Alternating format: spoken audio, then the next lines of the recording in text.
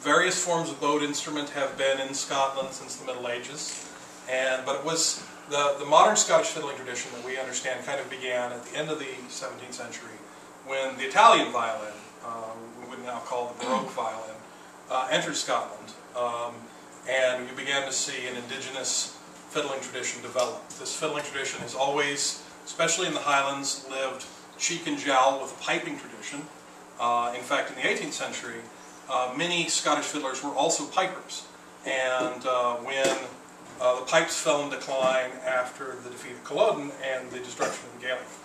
aristocracy and the sponsorship of piping, fiddling took up the mantle up until sometime in the early 20th century when the accordion squished everybody, because they've got like bass notes and melody notes all in one,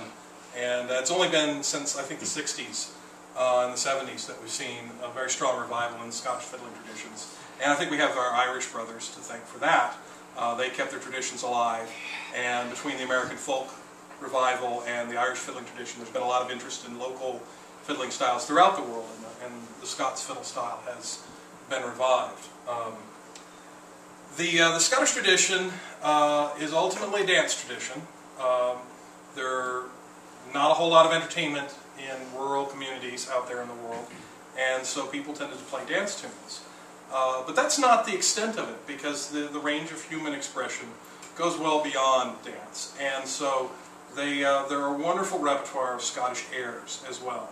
And I'm going to play, to demonstrate, a Gaelic Air. It's from the mid to late 18th century, and it ties back to the Jacobite Rebellion, and it's called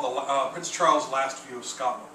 And as you listen to this piece, it was written in the decade or so immediately after, and it was collected by Captain Simon Frazier and published in 1815 in his book of Highland airs collected by his father and his grandfather. And as you listen to this tune, I want you to imagine Prince Charles dressed as a woman in a boat with Lord MacDonald and their boatmen being carried over from the mainland of Scotland to Skye. And as you listen, you can hear in the rhythm of the music, you can hear the boat rocking back and forth. And I want you to imagine, as the boat's rocking, I want you to imagine Prince Charles looking backwards at the country that will never be